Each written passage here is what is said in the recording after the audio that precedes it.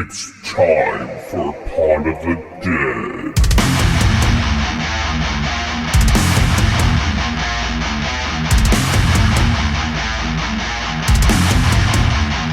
Join us!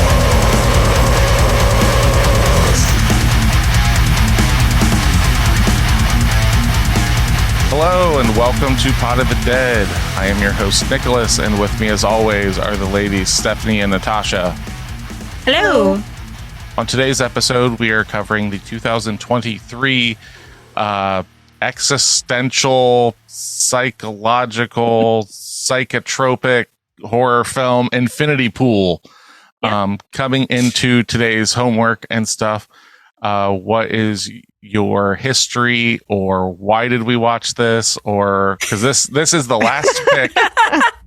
This is Well, no, seriously though. Like, this is the last pick for no unsolicited Nick pick March. So this was a Tasha pick. So I guess we'll start with Tasha. Why did you pick this film? I have seen this once before, or probably around when it came out, and I liked the vibe it gave. It's different. So I have a history with this movie, and I thought, with what we've been watching, or just in general, I wanted to expose you guys to it to see what you thought. Okay. Steph? I don't know shit. So I didn't even hear the movie before this, and then we watched it, and we had talked about it. I knew Alexander Skarsgård and Mia Goth were in it, but that was the extent. I didn't know anything else about this movie in any capacity, so I went in completely blind. Yeah, my history, like, I owned, I still own it. I didn't get rid of it. Owned the film prior to watching it for homework.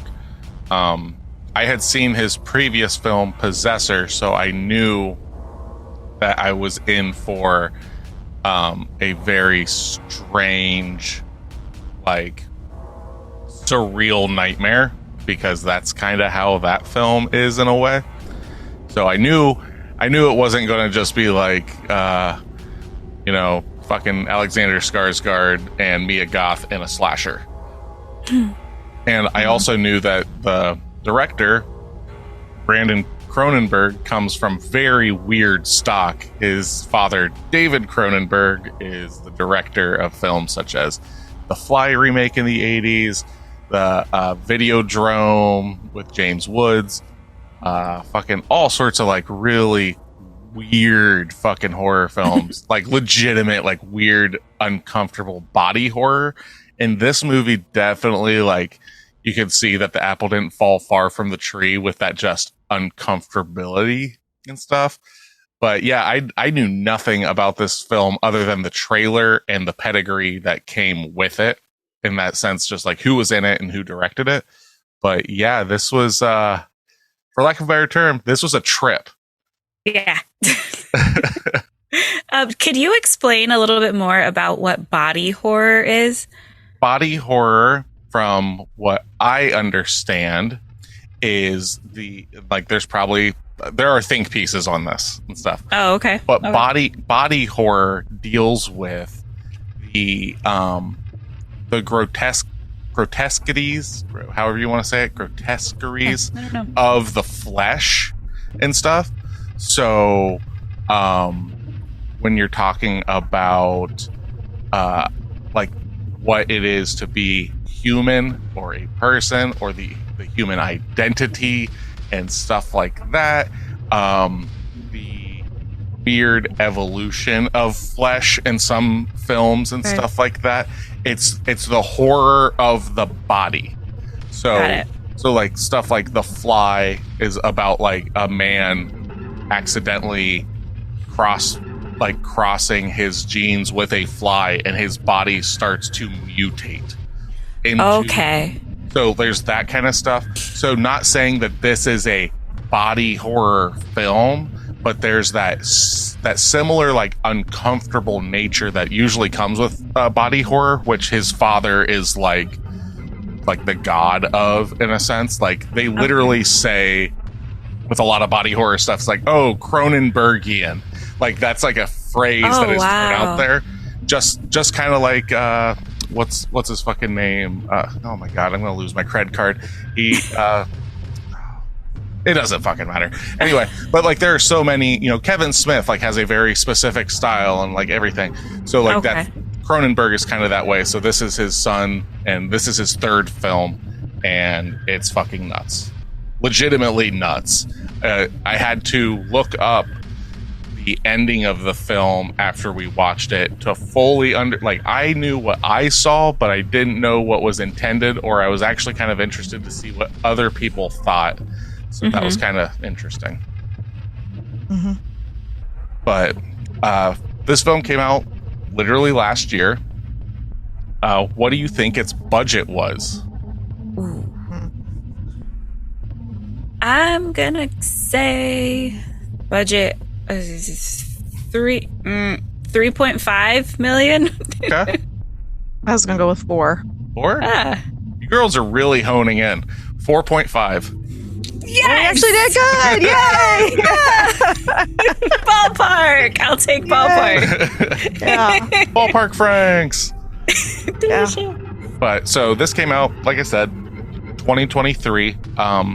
When it comes to horror films, it came out in a year that like horror is like coming back hard.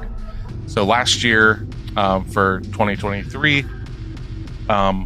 it didn't make the top 10 for horror films, but that's because there was an absolute insane amount of films that came out. So you had Five Nights at Freddy's, Scream 6, Megan, The Nun 2, Insidious the Red Door, Evil Dead Rise, The Exorcist Believer, Saw 10, Talk to Me, Boogeyman. That's your top 10. And like it just keeps going. Thanksgiving, The Pope's Exorcist, The Blackening, The Voyage of the Demeter. And then Infinity Pool comes in right around in there. So horror is making money. Okay. Five Nights at Freddy's, for instance, made $137.2 million at the box office as the number one spot. So on its $4.5 million budget, what do you feel that this this is not a, what's the way to put it? This is not a popcorn, hey, let's just go watch a movie and like have fun movie. This is not not fun. It's not this at all. Even though I laughed hysterically during a scene. And you really did. Like I was like in tears laughing. Oh wow. Later to find out, this movie is supposed to be funny at times. So I felt a lot better that I wasn't just laughing. But so on its $4.5 million budget, what do you think it ended up raking in at the box office? 12. 12 million? Decisions. 7. It barely made its money back. In its budget, it made $5 million. So it actually probably lost money in the sense of true. But it still has gotten like a lot of people are like stoked on this. They like Brandon Cronenberg is definitely like somebody that people get excited about his stuff because it's so different. Whether that's good or bad is up for interpretation and opinion by the viewer. But as it stands for this time, like nowadays, he is like, whether you like the film or not, you can't say that it visually reminds you of anything else coming out right now. No, there are some there's some feelings in this that reminds me of a couple TV series that I've watched. It gives you that same kind of unsettled feeling throughout. Have you ever seen White Lotus? No, you've told me about it though. Okay. This has the same kind of vibe as the White Lotus. And then there's another one called Devs that was on Hulu. Okay, I've heard of same, Devs. like you don't really know what's happening, but something's not right, just like in the air the whole time. And then it kind of shifts and goes crazy. Yeah. So if you like either of those, then this movie would be up their alley. And this movie was actually originally rated NC-17 when it went to Sundance, because what we watched was even a cut down version, because the graphic violence and sexual content in it is actually amplified a little bit more, to the point In the where original? in the original one that was like aired and stuff at Sundance, to the point where, not to give anything away, but there is a certain scene where a penis is a very early scene. So we'll just say that you girls basically on the beach, that there is in the uncut version there, it's not the actor's penis, it's a prosthetic penis, but the scene is actually enacted. Oh, wow. So like, yeah, so Does that it need to be. I mean, like, it depends. That scene itself is like kind of shocking when it's like, oh shit, this is happening. But then to like literally ratchet it to its zenith at that point, like, would be like, what the fuck? Because everything up until that point in the movie is just kind of like, all right, what am I watching? And then outside of the music, holy shit, it can be like the most serene landscapes and stuff. And I love the soundtrack in this, and it's just nonstop ominous, just. So, but yeah, yeah.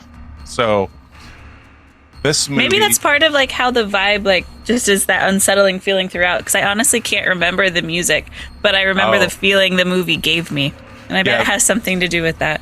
The things in this movie that stick out to me, is not necessarily the story or anything like that. The thing, it's the visual presentation that you're given, not even just in the psychedelic scenes, but just there. I stopped the movie pretty early on and asked Steph because the way some of the shots are framed are very uncomfortable, and it's just because it's like your brain knows whether you're into film or not, you're just kind of used to, like, if someone's on the right side of the screen, they're usually talking left, and that's where the emptiness will sit. But they turn it so like their face is at the edge of the screen as they're talking to someone, and there's a lot of emptiness behind them. And it's not one of those things that it's like it happened once and it's just like, oh, maybe it was just that weird shot. They do it so much that it has to be very like purposeful. Like those shots were very important, I guess. And also with like the early like swirling camera shots and stuff, making you feel very disoriented. And like I said, the psychedelic stuff is crazy. I've got a lot on that when we get past spoiler territory and stuff. But and I've also got like how he came up with this movie. But again, that'll be in spoiler territory because it's insane how closely this film how closely this film is to an actual real life vacation experience that he had. So yeah, so it's very, very strange. But yeah, like we're starting to get a lot of Mia Goth in our films. Between X and this, we've got Pearl on the docket for later this year. Maxine's going to come out. So, as far as I can tell, she, I think she's a podcast favorite when it comes to horror movies and stuff. Like, she acted the absolute shit out of this movie. She did. I think Mia Goth has kind of the same role in every movie she plays too. Unhinged lady. Yeah, like in the actress, because like the last two movies we've watched with her, she's been an actress. Yeah, but yeah, Unhinged, very dominant. It seems like they're typecasting her. Well, and it's one of those things. I hope it doesn't stay that way. Well, she does it well. Is it like that? Deep down, that is what she actually is. Because I've seen her like in interviews and stuff, and she's just real sweet and soft and just like, oh yes, making the film was a lot of fun and all this stuff. And you're just like, oh, okay, that's nice. And then she's just, James! Yes! Oh, man.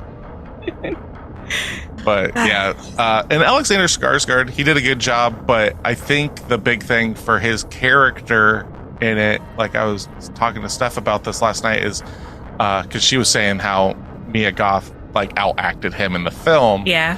Which is true, but at the same time, I think that Alexander Skarsgård is supposed to be like our proxy. Yeah. Like, you are living through this film with him and stuff. Mm-hmm. So, like, if he were to be as overly dramatic as, say, Mia Goth is in this film, I don't think it would work. His like refrain from being up here and stuff makes hers even more manic. Yeah. Mm-hmm. And I think just as characters, she's the one like seducing and driving Skarsgård's character too, where like his personality is just like the follower, the kind of washed up, the weaker guy. So I think that's why he got picked to be a part of this. Oh, 100%. And like, he so badly though wants like approval of so much. So, but yeah, like, when Brandon Cronenberg was asked about the setting of the film, said the setting is used in no small part to talk about the ways human psychology can mutate and animalistic violence can resurface in the context of not having responsibilities. Okay. So this contained almost a Disneyland mirror of reality that's contained in a bubble of a resort setting is very weird and grotesque to me.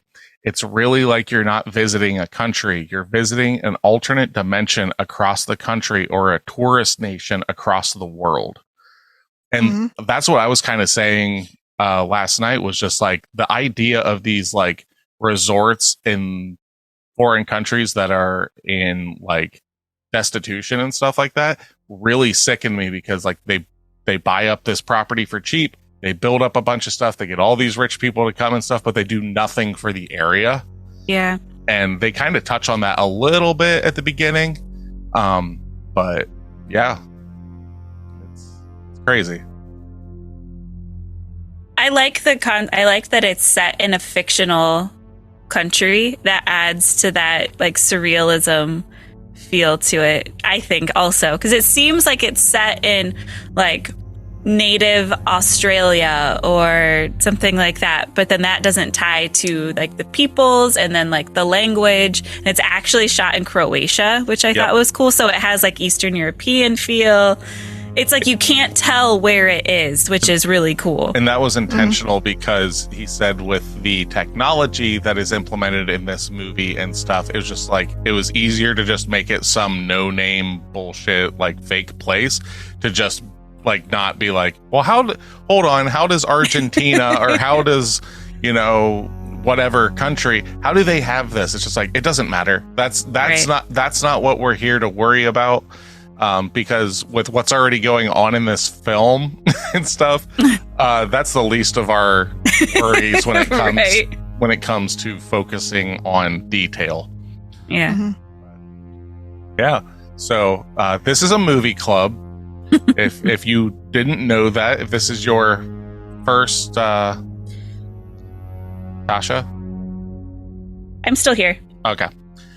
If this is your first time listening to us, welcome. You picked quite an episode. But how this works is we have homework. We do a little light overview at the beginning of the episode. Then we go into spoiler territory and openly talk about the film. The last 10-15 minutes of the episode, we will be giving out homework for next week's episode, so you can watch the film with us. So when you come back to the next episode, there will be no spoilers for you, in the sense that you've already watched the film, and maybe it will give you a different viewpoint on it. Maybe you love the film, we hated it. Maybe you hated the film, we loved it. And it just kind of opens up that discussion. So before all of that, is there anything that you girls got into or wanted to champion for our listeners at home or wherever the hell they are? Champion for this week. I'll let you girls think. I've got some stuff. Okay. So in the past week, I have read 3 books. So that's really rare for me. Mm-hmm. So I finished the first Dune book. I then went on to the second Dune book, Dune Messiah, finished that. Damn. I'm definitely late to the party. I know it's been around since the 60s. It's not new. But if you like the movies and stuff, I highly suggest checking out the books. They are a very dense read. I did the audiobook format, and that made it a lot easier for me to get through them because, like I said, they are very dense books. And then I also went on and finally listened to the book Rabbits by Terry Miles, which the book was interesting. I imagine people that aren't familiar with Terry Miles' previous works would like it more because it's like a mystery kind of multi-dimensional kind of book. That's all I can really tell you about it. Okay. The reason I say, though, that if you aren't familiar with Terry Miles, I think you would like it more is because he has run podcasts in the past that are like, what are they called? ARGs, alternate reality game kind of things. Okay. So the podcasts that he's done are like The Black Tapes, Tanis, The Last Movie. He also did a podcast called Rabbits. They are like audio dramas almost that are like dark conspiracy mysteries that aren't real. Good. They aren't real, but they're posed as if they're real. Okay. I highly suggest if that interests you at all, you start with The Black Tapes. That's the one you start with because all the other ones branch off of each other. So there's The Black Tapes, and then a character from The Black Tapes is in Tanis, and then characters from Tanis are in The Last Movie. It's one of those kind of things. But if that's something, make sure that you listen to our episode every week, but then go on and you can listen to like 5 seasons of Tanis and like 3 seasons of The Black Tapes. Cool. And stuff. Those are like yearly listens for me. I always come back and we'll start those over because they're like comfort listens in a way. But yeah, I checked out his book. It's good. Like, I think it could have been cut down a little bit. But if you're not familiar with his podcast stuff and everything, I think that the book's better. It was just that there were certain things I was like, oh, you've done that in that podcast. Like there was like certain tropes that I noticed.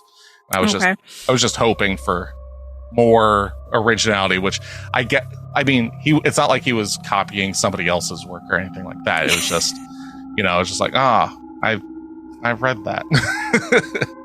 The book's always better. Yeah. So there you go. Rabbits, Dune Messiah. I don't think I really watched any extra TV or movies. Oh no, I restarted watching the Mission Impossible series from the first movie. Why? Because I like those movies for some reason. Do you? Yep, I've grown up with them, and I haven't seen the newest one, so I was like, I'm going to rewatch all of them. And man, I did not know that. That first one did not age well with its CGI, but it's still like like it like people like Fast and the Furious. It's just over the top, and it is what it is. Like. You know what you're watching and you're here for it. Yeah, it doesn't need to make sense. It's just whatever. Okay.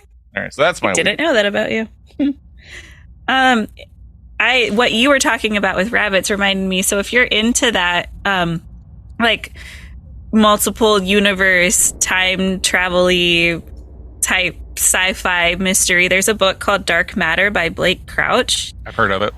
You might want to check that one out. I have the hard copy, but if you're into audiobooks, I'm sure they have it. But it is really good. And it's kind of scary based on like how they talk about the expanse of the universe. It's one of those types of books. Yeah, I know that you really like him because we've talked about that before. The only book I have read one of his books, and in the words of Steph, it was DNF'd. I did not finish it. And it's called Abandon. And I found it basically because I was looking for a book or books that felt like Silent Hill. And I was like, I kind of want... So that book was suggested, and I'd gotten into it and everything, and it was just... It was very 2 timelines at the same time, back and forth. And there was one timeline that I liked, the other timeline I didn't care for, and I just kind of got wore out on it. Gotcha. Have you read the Pine series? I've heard of it. They did the television series, Wayward Pines. Television series sucks. Well, I'm saying, but it's based on it, right? Yeah, it's based on it. I think that series is all 3 books in one series, which is a terrible idea. Okay. But that has that Silent Hill-esque kind of town with monsters vibe. Okay, I like that. So I have those also if you ever want to read a hard copy. I'm illiterate, so no. I loved all that series. That it's a trilogy, and Dark Matter is one of my favorite books in general. Oh, cool. So I guess those will be what I champion this week. I had a pretty humdrum week. I can't really think of anything exciting that I did. If you're into like hour-long news series, Anderson Cooper has one out called The Whole Story, which is really cool. I've been watching a lot of that. What's it about? Each episode is different. I watched one about like what whales tell us. So it's all about like whales and whale songs and conservation. Earlier, I was watching one about super yachts and the super rich. So it kind of goes everywhere, but they're all really good. Well, that's really touching on our episode today. Yeah, exactly. There's one about the migrant trek from like Peru to the States and how that goes. It's all over the place, but they're all really, really good. Cool. So I guess it's all like that. What do you watch that on? Because like is it just on cable? Max. Is that Max? Okay, I wasn't sure. Max. I wasn't sure if it was collected somewhere on like a streaming service. Yeah, I think it's on CNN regularly. That's what I knew Anderson Cooper from. So that's why I was like, so where the hell are you watching this? So I've just been, there's 2 seasons and I've kind of been binging it, kind of bouncing around, but they're really good. Yeah. So it's called The Whole Story. Okay. All right. Steph, any tentacles in our future? Not technically tentacles today, but I was trying to think of something like this week. I'm kind of like Tasha. Like my week has just been a lot of me writing, so I haven't really done a whole lot other than spend a lot of time on TikTok just doom scrolling because I'm bored. But I did read a couple books, and one of them's not finished yet, so I can't talk about that. But the other one I read is Ruby Dixon. So if you guys, it's called Bad Guys. It's in Kindle Unlimited. It is in the same vein of like monster-esque, but this is aliens. And for those who have probably heard of Ruby Dixon before, she's the one who wrote the Ice Planet Barbarians. And that's a series of a bunch of blue aliens who have 2 appendages and they live on an ice planet. And these humans get basically accidentally crash course to this planet. And then they have to learn to survive with these big, giant blue aliens. So it is a very popular book series. It actually got a lot of like, it was like probably out at least 10 years before it ever even got boosted like crazily, like in the mainstream. So like I read them when they first got released, and then now everybody's getting on the bandwagon. But she has a book called Bad Guys that came out, and she writes usually alien related stuff. And this guy in this book he's a splice. So he is a mixture of a bunch of different aliens. They're using him for underground fighting. And he doesn't actually get to do a whole lot of that in this storyline, but it's interesting. It was an interesting storyline, you know, the captivity thing, the, you know, being a slave, he falls in love with a human slave in this book, and just like, and he's also a clone, so that was interesting. And it was cute. It wasn't the best book I've read. It was too clean for me. Like I always complain about that about movies and about books. Like if they end too cleanly and that's not necessary, I get frustrated with it. And this book was just way too cute and wrapped up. And I was just like, nah. Well, but it was cute. So you didn't really get that in this movie. No, I mean, kind of. No, that's not true though. It was a lot more cleanly wrapped up than I expected. I don't know. Like, we'll get into it. Yeah. But this book definitely was just like, and they ran up into the sunset and lived happily ever after. And I was just like, what? And then the sun killed them. Yeah. Oh no, left turn. Yeah. So, but yeah, I can't think of anything else. Like we haven't, I mean, Nick said like we watched the Mission Impossible Mission Impossible this week. I watched it with him partially, but like, I can't think other than listening to like Noelle in the basement out playing Silent Hill, the new video game. Oh, that's right. How did I fucking forget about that? I don't know. You're a loser. That's why I know. What's that? I said you're a loser, honey. Oh, yeah. That's why you forgot. No. That's why. Yeah. No, I forgot about that. So we had like all the tornadoes and stuff coming at us. Oh, yeah, we everything. did. That's why our life was humdrum this week. Yeah. We were just traumatized by that. We tornadoes. Don't remember anything else. Forget everything before then. Yeah. So we all lived down in the basement for an evening. And it was just Noelle, Sydney, and Wesley, and the 2 of us. they're playing some games and stuff like that, like some like board game kind of stuff and everything. They're kind of getting bored. Wes is like, can we play something on the PlayStation? So I'm like, yeah, but I was like trying to think of something that I had that would be entertaining for the people that aren't even playing it. So I was going through and I forgot that I had downloaded Silent Hill: The Short Message, which is free on the PlayStation Network. And it's like a 2.5 hour short horror game, but they basically released it in preparation that they're doing the Silent Hill 2 remake that's supposed to come out this spring, I think, to get people like, hey, you probably haven't played a Silent Hill game because there hasn't been one in like over a decade. So this was their first iteration of this, and these fucking kids were jumping off the couches, screaming at times. Screaming. Yes. So that's great. So basically how we ended up playing it was like Sid and Wes would like hang out with me, like just sitting with me and stuff. Noelle would play like the more mystery sections, and then there's a lot of like chasing, like getting chased. When that would happen, she would just hand the controller over to me and I would play through that. And there's a lot of fucking jump scares in those chase scenes. So you're like trying to get through like these maze areas and stuff. And there's like this creature that's like made of like cherry blossoms, and it's all fucking gnarly, and it's like floating around real jaggedy and everything coming at you. So like you just like open a door and that motherfucker would be right there. And Noelle, I swear to God, was an inch away from flipping off the back of the couch. She jumped off the couch so hard. That's great. We were all laughing, having a good time. But yeah, if you're a Silent Hill purist, I know some people are kind of butthurt about this game. I grew up on Silent Hill and I thought it was good. Like, cool. For being free and it's only 2.5 hours. The kids liked it, so. Yep, it checks a lot of those boxes. You can't complain for something. You can't complain when it's free.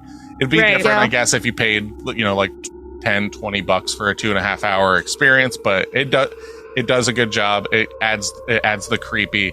The kids were legitimately just creeped out because it takes place like in an abandoned apartment complex that people have committed suicide in a lot and all this stuff. So it's a very heavy film or very heavy game. And there's like writing all over the walls that they have to like, it's like a mystery thing. So they're like going through, they're having to read all this. And so like Sid and Wes, even though they weren't necessarily playing the game, they were like in it because they were like, what's that? Whoa, we got to look at that. And so like they were really into that. It was a complete communal play. Like if someone saw something on the screen, it's like, look over there. What's that? So then Noelle would walk over there and everybody would, okay, what about this? They're all just like, I think this is what's going on. And I think this is what's going on. So it was a good time. And then Sid and Wes ended up going back to their moms for the week. And she was watching Wes and her younger stepsister. And she sent me a picture. She's like, I'm babysitting and got bored. And she downloaded it. So she's getting ready to play it on her own. So I'm waiting to hear back about how she peed her pants. That's great. But yeah, I forgot about that. Yeah, this week's been tornadoes. Video games. Yeah. But all right, we are going to get into spoiler territory. So this is your warning. If you've not watched Infinity Pool, we try not to do this very often with our movies that we pick. This is one though that, like, realistically, I think the only way you can watch it outside of renting it is if you have Showtime or a physical copy. So this isn't like a Prime, probably, for renting it. Yeah.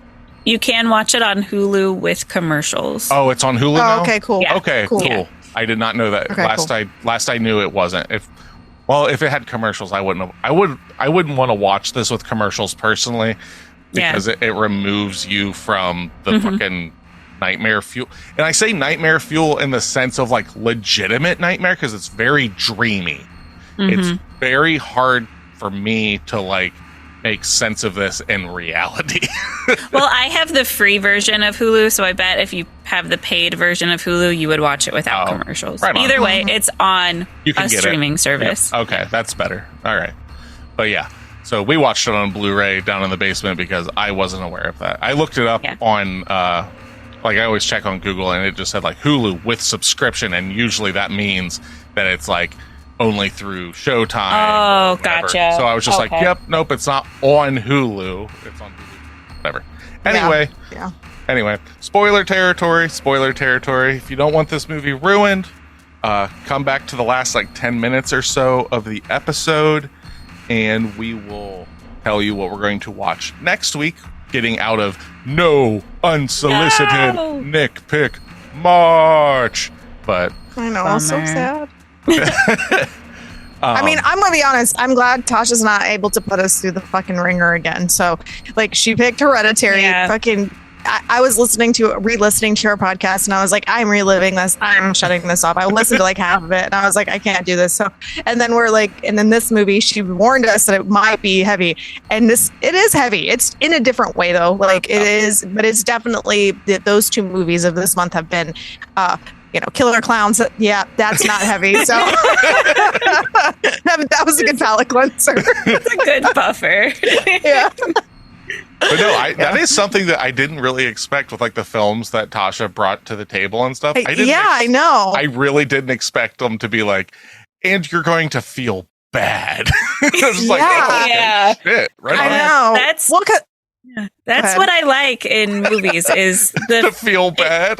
Yes. I don't. It doesn't have to be. It doesn't have to be gory, but if it can make me feel gross, that's a good movie. Okay. Yeah, I'm in it for the emotional component. Right on. Well, if any, it's weird because we went from a Mike Flanagan situation here, in the beginning. Tasha's let's watch these movies, The Strangers and Hush and Oculus, and I'm just those weren't actually that bad. So I'm maybe Tasha's Rex or in the same vein of Mike Flanagan, and then she's no, you're gonna watch Hereditary and Infinity Pool, and I'm just what the fuck? This is a 180. Those movies, don't get me wrong, they have some elements that are, I would say, darker, but those movies are just way different than these are. I think you Tasha, can't watch movies like this month all the time. No. So I need those other movies as true. the quick reads, quick watches. I'm not buying that, Tasha. I think you coach Steph into a sense of security, and then you're just yeah, no, I like Mike Flanagan. I like this. Prepare to be abused. Yes. Well, it's so strange because I would never it was have a ringer. Yeah, I was I would never have expected that. I was oh, this is Tasha's taste in horror. Nick's, we know. Nick is let's watch some gloopy stuff that's got a bunch of weird looking, aliens and things and weird stuff. It's all practical effects. That is legitimately if Nick's picking a movie and he has a choice of what he's going to pick, that's exactly what he's fucking picking every single time. Right. And then Tasha's over here haha, I fooled you fuckers. Would you like some emotional trauma on the side of this? And this movie did not give me emotional trauma, but it sure as hell could have. Yeah, it is. If you think, and the play on it, and we'll get into that, it can fuck with your head big time. Especially the characters themselves. It is trippy in that sense. So that's what I remember about his last movie, Possessor, because it deals with it plays on the thing of imposter syndrome. That is the big underlying thing of it, because it's about an assassin that can through technology take over other people's bodies to do the jobs, but then gets the host and stuff starts having this battle with the person taking over the body, and it's pure nightmare scenario. I think it's on Hulu too, Tasha. So if you want another feel bad movie by Brandon Cronenberg, check out Possessor. Another feel bad movie. There's no other way, because you can't. No. And I love. Don't get me wrong, I liked this movie, but there's no other way that I could describe it. It's psychedelic feel bad movie. Yeah, that's fair. That's what I would call it. But all right, without any further ado, spoiler warning, last chance. We are going to get into Infinity Pool. So if you want to be a part of our club, you can find us at facebook.com/podofthedead or else on Instagram at pod_of_the_dead or on TikTok at podofthedead. If you want to email us any questions, any complaints or movie recommendations, you can email us at podofthedead666@gmail.com. With that, let's hear that 1 out of 10. Do you want a review? Or do you want the synopsis first? I suppose. Okay. I feel like if we're going to review it, we should have an idea. I suppose. So it's a 2023 sci-fi horror film written and directed by the aforementioned Brandon Cronenberg, starring Skarsgård, Mia Goth, and Cleopatra Coleman. It follows a struggling writer and his wife on vacation who, after an accident, discover the country's dark culture. Yeah. But it's nothing away. At the same time, that is not even close to the movie that I feel that I watched. No. None of that. I think it gives a very generic overview. Yeah. What that dark culture could be. Yeah. Okay, so we're in spoiler territory. Would it ruin the film if you knew that it was about clones and stuff from the beginning? I don't think so. I don't know. I don't know. I mean, it is more of a surprise when you get into it, though. Yeah. I think it's such an overarching, there are clones, but then it's the horror that these people do because they are able to have a clone. The clone isn't the focus. The clone is the tool that allows for the depravity to happen. Yeah. So, Yeah. All right. It's really fucked up. It is super fucked up. Let's hear that 1 out of 10. All right. See how many paragraphs I got going on here. All right. I tried to find some middle grounds for you guys because this one's actually way shorter than normal. Yeah, Okay. I was surprised. There was one, I think it was a 10 out of 10 review that I found that literally every sentence was then double spaced, and then this fucking thing felt like it was 10 pages long. So it was like bullet pointed nonstop. And I was just they were in love. I was like, I'm sure that this is really in depth and stuff. This is a horrible format to write this in. Yeah. Okay, so this 1 out of 10 says, warning, I'm giving away the entire plot, if you can call it that. It starts out as maybe a passable foreign vacation gone wrong type of movie, but it quickly devolves into complete nonsense. I cannot see why anyone would give this more than 2 stars. It is such a pile of trash. I do appreciate them inventing a fictitious country complete with its own alphabet, yet everyone speaks perfect English. That makes sense, right? And this poor backwards country has the ability to make perfect clones of people in minutes over and over. And the purpose of this is to kill the clones for the original person's crime and charge that person for a bunch of money. What? Wouldn't it make more sense just to charge them a huge fine in the first place? And then there's a few couples who come back to the resort every year to repeat this idiocy. Don't you even try to make sense of this thing? There is sex, then gory violence, then sex, then some trippy video, and then more gore, just some random whatever. Even the ending is beyond stupid. Avoid it at all costs.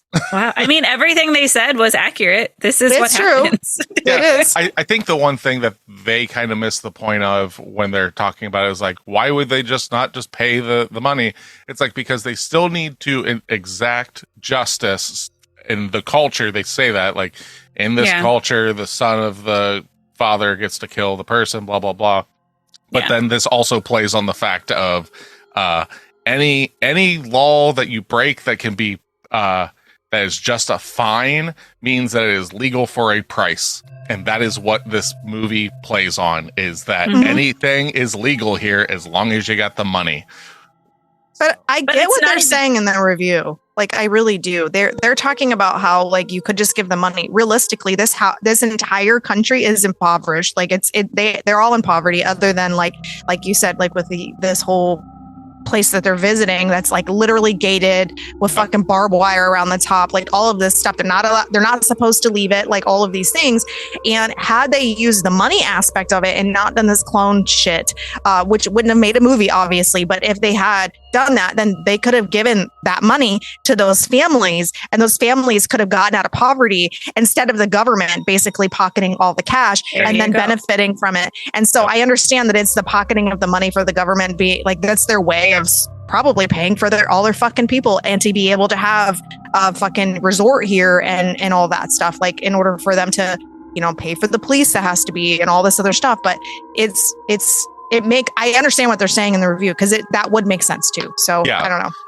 Yeah, but with any corrupt government, you have exactly what you just described. Correct. The government's going to make all the money and not give it to the people. So, Well, Oh my God, it almost sounds like us. Yeah. I know, right? That's your Sounds like us. storyline. And Mia Goth's character straight up, like when the man gets hit with a car and stuff that basically starts us down the road of everything bad, she says, we're not going to tell the authorities because what will happen is you will be raped and then murdered. And like this whole government down to the police up to the top is super corrupt, super violent. They will extort What's true, you. and she already knows it. We figure that out later. Correct. So it's one of those things where it's like, no, like this is why this happened. Like there's a very, I think they do a really good job of laying it out to be like, no, this is how it works. Like there's no, I never had any questions on why are they doing this or why are they doing that. My only big question was like at the end,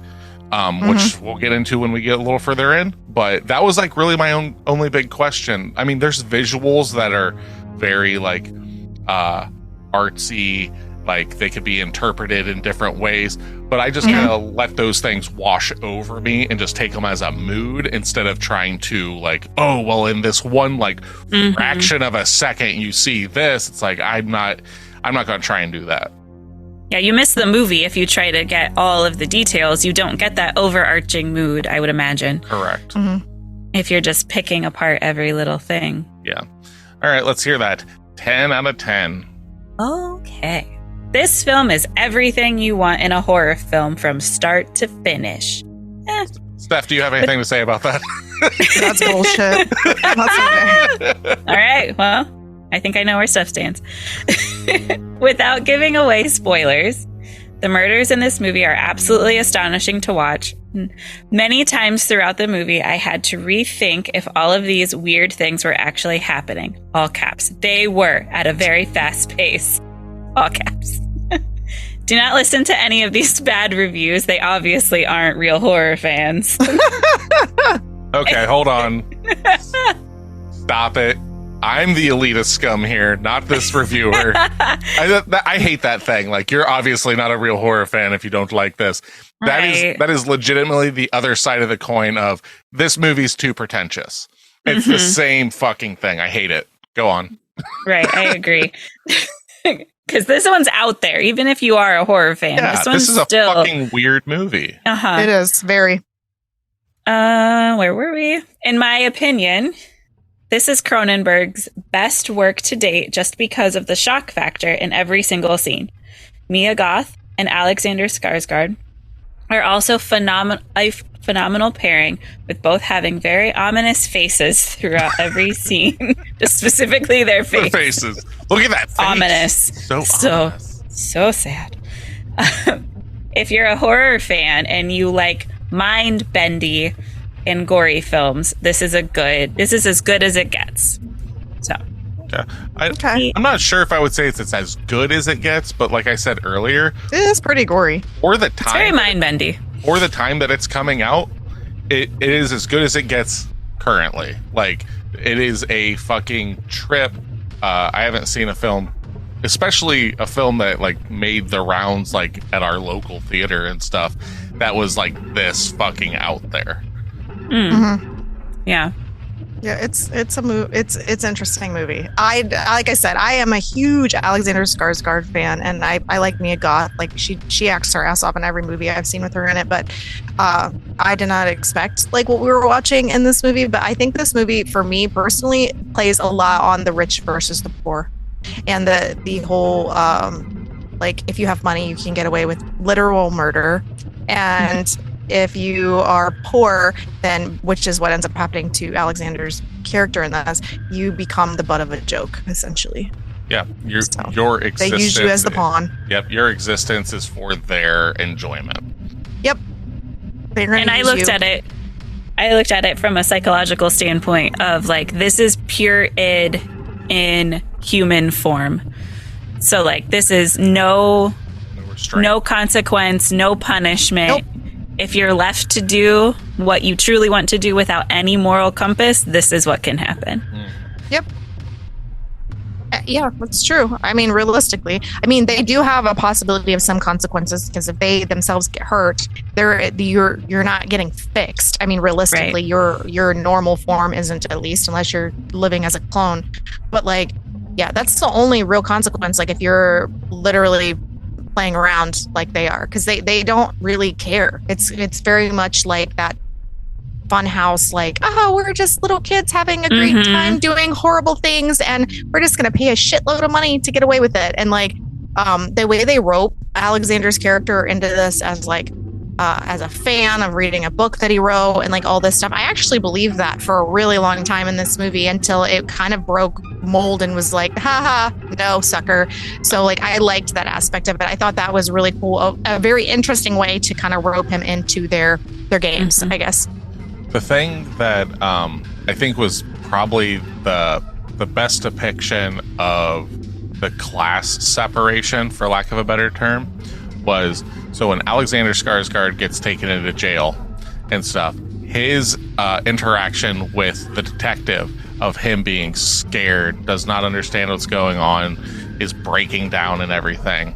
Then the next time he's in there with everybody, they're so like, ugh, why aren't you here already? God. And it gets to the point where it's even like, you know, they get pulled off and they get their throats slit and everything. And they're just in the crowd, like cheering, like, yeah, fuck it. That huge disassociation of like the worth of life and stuff. And this is not meant to come off preachy by any sense, but like the fact that they are like, yeah, fuck yeah. And you know, as a viewer of this film, that the people that are being executed, that are your doubles, have all of your memories. They believe themselves to be the true one. So that's fucking messed up. It's one thing if it's just like a mindless double that's just the form and everything.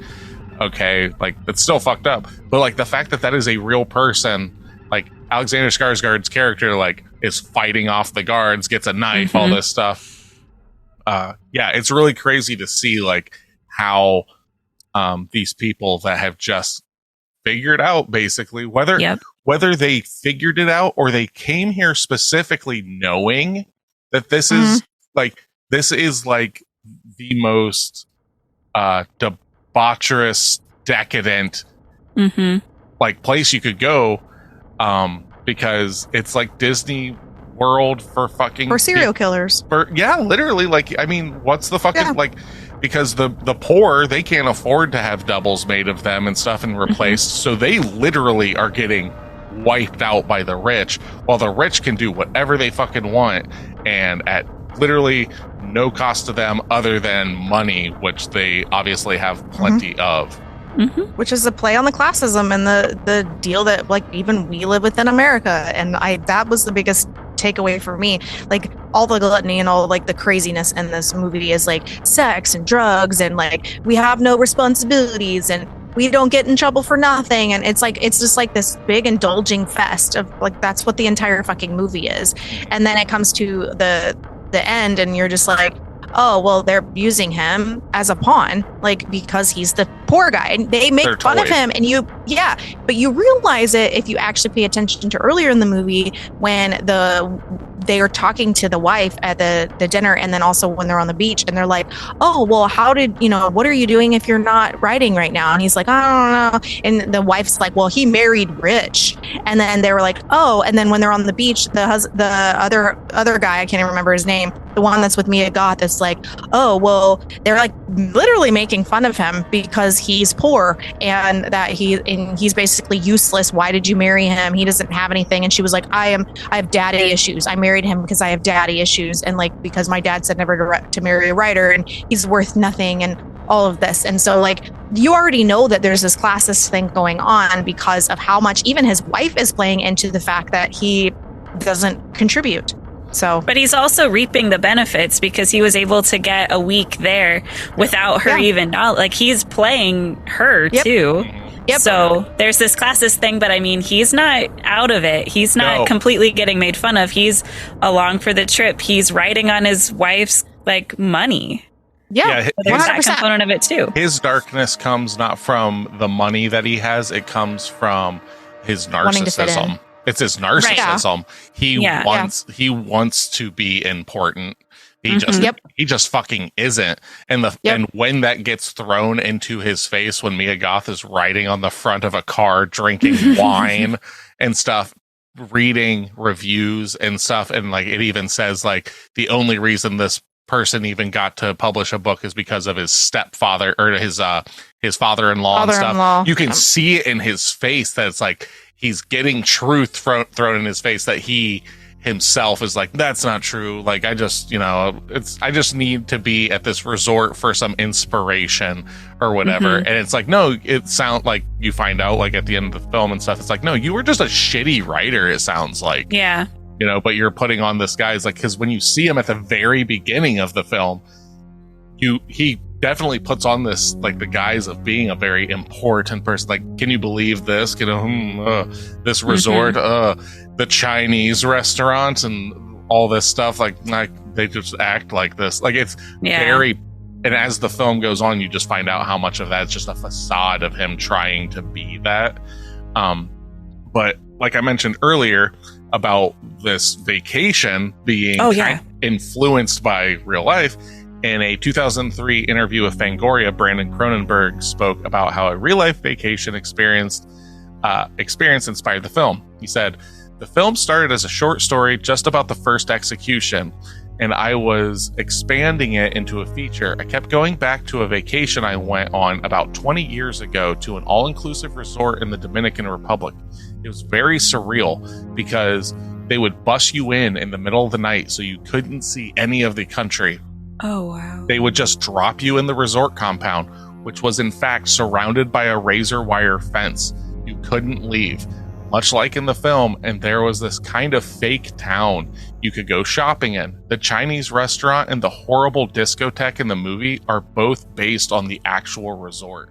The scene with the man on the ATV on the beach being chased by guards actually happened.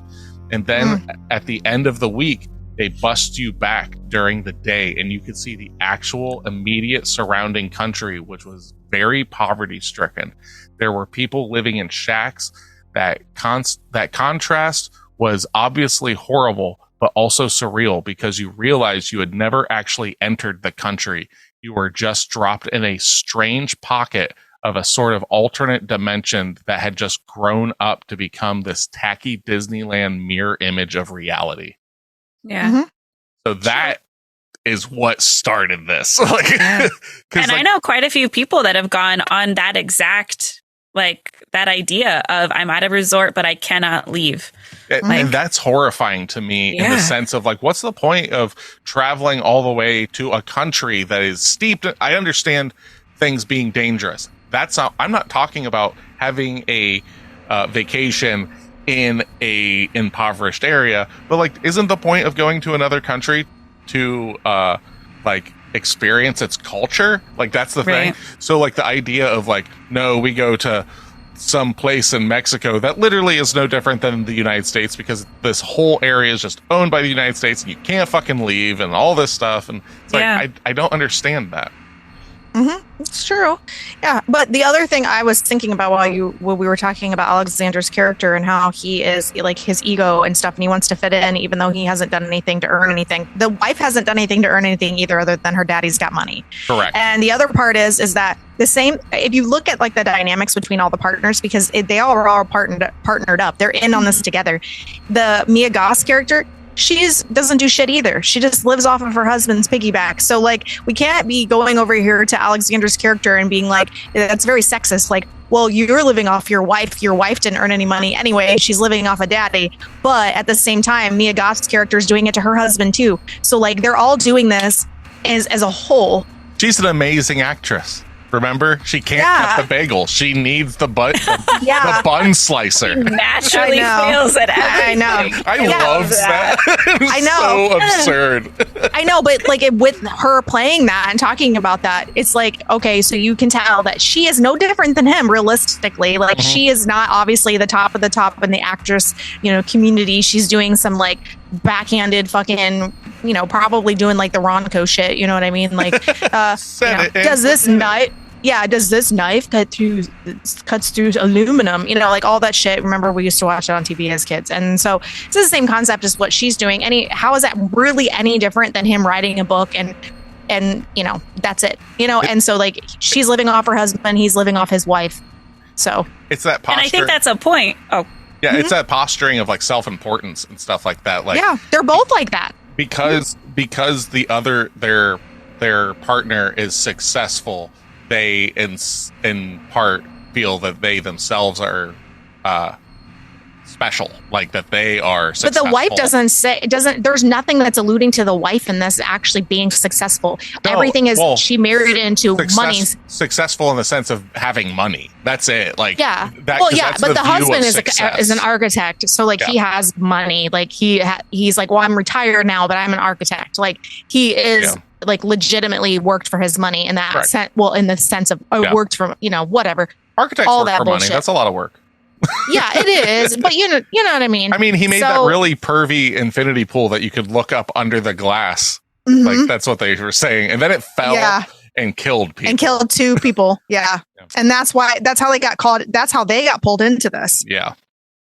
So I guess they doesn't didn't know. say the other people. Yeah. It like the fact that they come back year after year is literally the grossest part of this movie because they know, like, they're like, oh man, it's been a hard year. Let's go to, I can't even begin to pronounce how they name, because it's like QLRL or like Quirl or some shit like that. Let's just go there and fucking have drugged up orgies and kill anything that's around us and just, you know, it's going to cost us money, but you know what? I've been saving a little bit of money. I think we can probably kill like 7 people this time. And, you know, and like how they broke into the general's house or like the sheriff, like things like that. There's something about it being middle-aged people and older people that adds yet another layer of uncomfortable feeling to it versus like The Strangers, where you have like 20 somethings like wreaking havoc. Like that storyline has been done over and over again. But when you see like retirees on vacation going like and wreaking havoc in someone's house, that's another added component. And the place is called Latoka.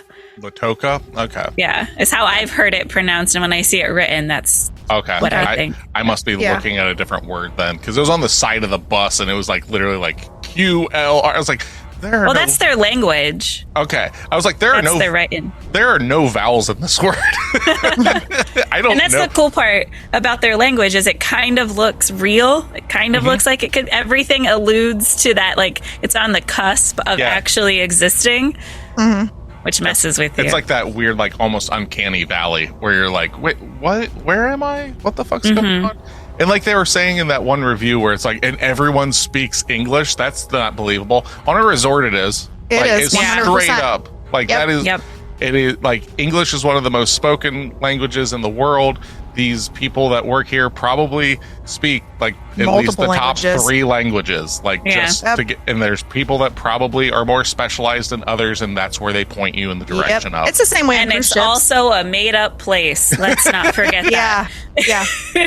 I mean, everything's That's the joy made of up. being in a made-up country. Yeah. Made-up rules, made-up language. They all speak English because this is a place that doesn't exist. Well, and they also do like little nods to like making the culture its own. Like, have you noticed like they all had the little swipes of paint on their cheek and stuff. Never explained. It's just part of the culture, and it's really neat. Like he went that in depth. Like what's something that would be native to this area, or like the indigenous people, the indigenous culture here. What would it be like? And I think he didn't have to do that by any means because it doesn't matter, but it definitely fleshes out the world a little bit more, which is nice. Well, that's how they got to introduce the masks. Like if they didn't have all of that, they wouldn't have the masks. The masks are what add to the grotesqueness of the Yes. I can't believe we've went this long without talking about the masks. Those masks are horrifying. Like there's one specific one. I think it's Mia Goth's husband has one that is like one face and another face off the side. I want that mask It is horrifying looking. I just want it in the studio here living, because I think Alexander Skarsgård got the short end of the stick with his mask. It's not as cool as everybody else's. But those are pure nightmare fuel. Like, they're just grotesque, weird, deformed human forms. And it's supposed to be something akin to like a spiritual celebration that this culture enacts yearly. But they use them basically as their robbery masks, as it were. And yeah, but it could be played off of the whole concept of what they're doing to what that the people that come can kill them, and then they can pay it off, because some of those masks look two-faced. One of them has a bunch of money in the mouth. I didn't even put that together. One has coins all in it. Yeah. That's interesting. So maybe that could just it's part of the culture part of that. That's what people do, and it could be the culmination of the end of the season, because they did say at the end of the season they have this whatever. The end of the season, these people have to leave, and they can't come and kill people until the next season. So maybe they're celebrating that the culture is celebrating that these people aren't here in order to then enact their violence on them. Literally, so it could rape very and much pillage. be that. Yeah, it's exactly what it is. And so then these people wear these masks. The masks look like two-faced, and they have money in their mouths. And then there's like all these other like fucked up, grotesque things, because that's maybe what these people are to their community. That's a really interesting take on that. I never made that connection. It's gotta be. That's gotta be. It has to be something. It's not just randomly placed there. It's not just random. Whether that's what the culture is from the writing and directing, that's gotta be like the line that's drawn there. Yeah. Since the masks are sold in their gift shop. Yep. Yeah. That's fine. And they made a point to tell us that they were doing some end of season ritual thing. Yep. And it doesn't sound like these people have like an end of season killing spree. It seems that they do it the entire time that they're visiting. So I think this has to do with maybe, like I said, the culture being like, yay, they're gone. Yeah. Kind of thing. Because then the rainy season happens, which we see at the end of the film. But I want to talk about the psychedelic visuals that we get in this film, because they are insane. Like pure sex, drugs, violence, all mixed into one, with beautiful color grading and stuff. Very, very beautiful / scary, because you're seeing like the one scene that I can think of is like the big mass orgy that goes on in it. And you keep getting these like small breaks in reality where it's Mia Goth's face, but then it's the mask and shit like that, and you're watching Alexander Skarsgård character like fucking like freaking out a little bit, like very uncomfortable in this. So again, in a Fangoria interview, I have Brandon Cronenberg talking about how they did this. So basically, in the script, it would just say something to the regard of psychedelic nightmare. Like, that's all it would say. Okay. So what would happen is we would start by doing a large number of experiments with gels and lights and diopters, figuring out how we could deform the image and the color in interesting ways. We would also we also involved Dan Martin, our special effects makeup artist, in those discussions, because some of them were effects based. Also, Zasoya McKenzie, our production designer, built these incredible mirror boxes that were there was one that was entirely mirrors except for the front. It was a two-way mirror, so you could see through it but not out. And then on the back, it was kind of smart glass, so you could have a pinwheel of lights in the back that would spin, and only the lights would come through the smart glass and then reflect around the inside of the box. I'm told what Kareem was the cinematographer. So Kareem and I would do in front of the cameras look like stupid puppet shows, because we were dangling little bits of gels and light cubes and so on. Then after we did all of these shots, we would re-photograph the rushes. So a rush is like just the initial photography, like reel. We would re-photograph the rushes in Kareem's living room. We projected them, film them again through additional layers of manipulation, sometimes for incredibly long times. One day, I believe Kareem and I spent 16 straight hours re-photographing the rushes, creating an absolute mountain of footage that had to be dealt with my poor editor, James Vanderwater. James and I spent a very long time cutting those sequences together, sometimes frame by frame, like stop motion. We'd be picking individual frames and pairing them together to see what kind of effects we could generate. So that all that psychedelic shit is all in camera, and then it's not computer generated. That shit is all just stacked film and gels and re-photographing and all that. So that's insane to me. Wow. Mm-hmm. No wonder it really feels like you have no frame of reference. You don't know what body parts, what hands, what's happening. That's incredible. Yeah. And it's for such a small bit. Like, I can understand why that scene is as long as it is now because of all the work that they put in. Could you imagine if it was only like 5 seconds and it took weeks to do? Yeah, when they're talking about like it being like basically a stop motion, like literally going, I want this frame here. That's insane. Because you're talking about, I think films are somewhere around like 30 frames a second.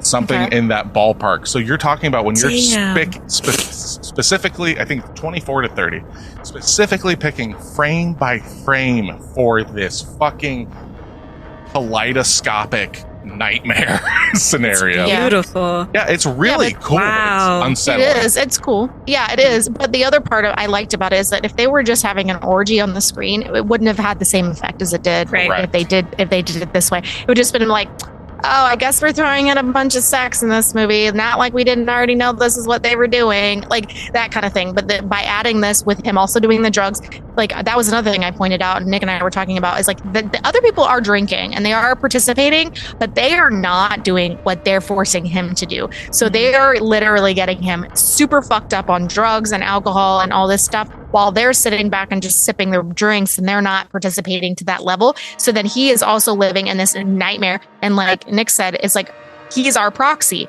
So what he's experiencing, we're supposed to be experiencing, or at least seeing to some degree like he does. So like even when he got into that weird room earlier, which is what Nick was laughing about with the mouthpiece. Oh, yeah. Yeah, when they're getting him all set up with the rubber hat and the mouthpiece, he's just standing there confused and everything. I fucking like primal gut laughed. Wow. Yeah. I thought that was so unsettling. So that's weird that we have two very different opinions on that. It's so weird. Yeah. It is. It was just dirty. Like, it was just his eyes and the mouth like wide open. I couldn't help but laugh. And I see that as just pure panic. Yeah. Yeah.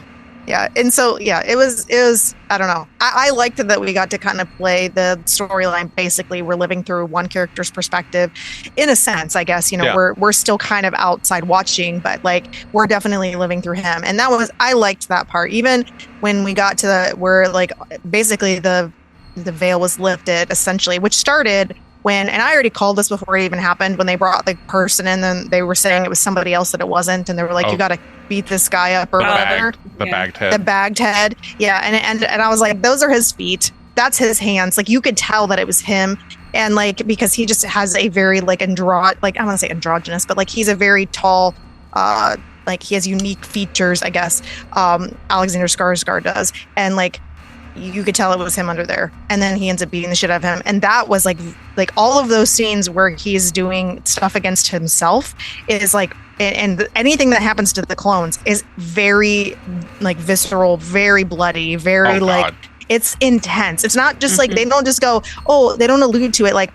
He gets his fucking throat slit. He gets stabbed in the gut over and over and over again. He beats the shit out of his face to the point that his eye socket completely caves in. Like all of those pieces are, and all of this is happening to him, but not him. Correct. So that in itself is just like all these other motherfuckers are doing the same thing, but we're not seeing their perspective because that's not the point of this movie. But the most unsettling thing for me in this was like, how can you watch or participate in those things with yourself? And be like sitting back or participating and being like, yeah, that's fine. It's okay. Or cheering along with it. Well, Exactly. That's the it's one that really disgusting. got me. Yeah. the thing that like came to my mind when that was happening during the dog scene, bring the dog, and then he kills it and stuff. It's so Mia Goth's character says like, this is very important that you do this and everything. At that point, I think she's like, I think they're trying to do to him at that point is, one, it's for their own enjoyment, but two, I think it's kind of more initiation in the sense of kind of going with like what Tasha was saying about the id and stuff, is like killing the self. Like that whole idea of like, once you do this, nothing will bother you because you will have finally crossed the ultimate line of exacting the most violence humanly possible on yourself and live past that. So I think that's kind of what they're trying to do to him in that scene. And they're also trying to make it easier on him by just giving him the knife. Yeah. And just kill yourself, but not yourself, but kill yourself, and he won't do it. And then it has to be far worse because the dog is attacking him. It's just him on all fours, like attacking him, and he ends up, pummeling. And it's the violence in this film, when it's violent, because it's not violent all the time. And when it does happen, it is so unbelievably brutal and so shocking because it comes out of left field. Like when he's pummeling that head in, or when he's fighting the guards and they cut his throat. I was not expecting that because you're thinking that's the real James, but it's not. You find out that it's not because that happens. Then they're all getting their throats slit, and the camera pans, and it's just them in the fucking crowd, like, fuck yeah, he did it. So fucked up, So messed up. but And it seems like they were curating how this was going to play out too, correct. Yep. which is another layer. But like going back to like me gut laughing and you not gut laughing. So he was asked how much of the film was intended to get laughs with that dark comic edge. He said the whole thing to a certain degree. I think it can be both. You can be funny and still serious, but it was definitely intended to be humorous. In our early test screenings, when I showed it to groups of friends and colleagues during the editing process, we didn't get any laughs. And that was very worrying. I thought if people weren't getting the humor of it, that was going to be a problem, but it seems to have worked itself out.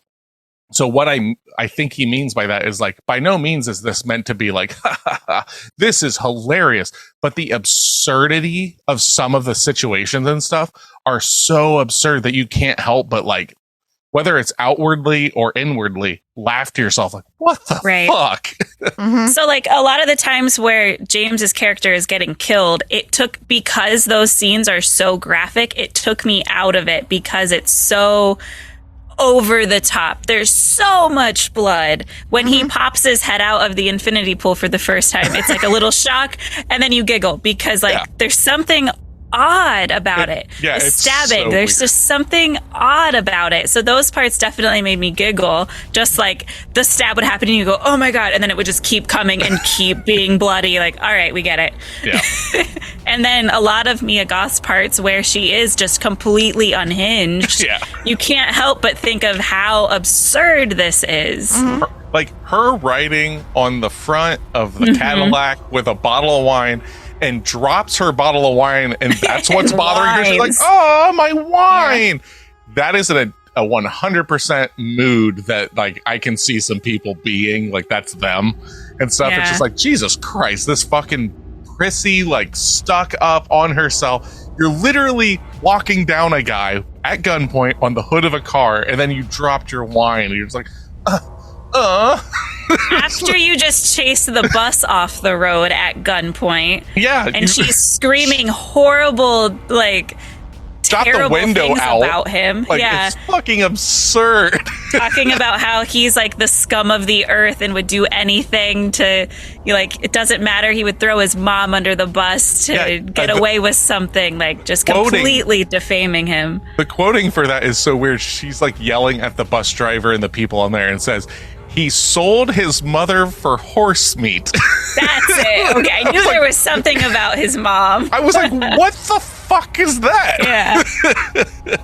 But yeah. Like, she's lost it. Yeah. Yeah. But at the same crazy time, in this. by the end of the film and stuff, we get it where, you know, they're like, all right, we're gonna go back home, and they're all on the bus and everything, and just acting normal, talking about their mundane life, like, oh, Yep. you know, the husband's got to go to work, and when I get bored, I just rearrange the house, and he's just sitting in the back, completely broken. Yeah, it's so that part's fucked up. But the other thing, this was the only thing I didn't get about. Well, I didn't get some of the parts of the movie, but like this part. So after he kills the dog, right, and he's like sitting there on the floor, and he's on the ground. He's basically just completely like he's just broken, done, essentially. Yeah, and she pulls her shirt down, rubs his blood like from the death on her boob, and like starts feeding him like a child. And I thought that was the weirdest. Like I was trying to piece something together where it would make sense. Like there's some kind of story behind this, or why it would symbolism be used. Or something. Yeah, and I can't think of a fucking thing in this entire anything that would make sense. There was another part during the orgy that it's showing like a lactating boob. There's something, I don't know what it is, but at the very end, I see it as just like pure submission to her. That could make sense. That could make sense. I don't know if it executes it well. Right. Because it gets weird with like stuff coming out of it. Yeah, the nipple that scene, part was weird too. And then the breastfeeding scene, to me, literally were like the two parts of the movie that, for me, where it wasn't like that it was too much, but I was just like, is this legitimately being done just to be uncomfortable? Like, I think so. Is that the point of it? Like, because that was all I got out of it, is like, this part's weird, like legit weird, and I can't understand the purpose of it. But like, I guess if it's submission, that makes sense. Kind of. But I don't know. Because that's how I see the whole movie is. Yeah, that's true. But how does sucking a boob mean submission? I guess that's where I'm lost at that, because it doesn't resonate with me. I guess I don't know. Well, it's like almost the ownership part of like it's that submissive dominance thing of like being the hand that feeds and the hand that beats kind of thing. So I guess I'm just now kind of getting what you're like. She's in complete control. Like Nick said, she's 100% in control of him for everything that he needs, and then she in turn is able to do whatever she wants with him. It's still, I guess it's the power dynamic. I guess because that's like essentially what she gets off on. Like that's her whole thing in this entire fucking movie. Right, is watching him do what she wants him to do. Like holding the gun to the sheriff's head or whatever. Like she's the puppet master for him. But they're all involved in this ring of hedonism anyway. They like all the hedonistic things and all that stuff. Her kick is literally him. Because if you really look at it, throughout the entire film, her husband is like played up as like, you know, the buddy, you know, like, oh, come on, you know, James, like, just drinks up some more and everything.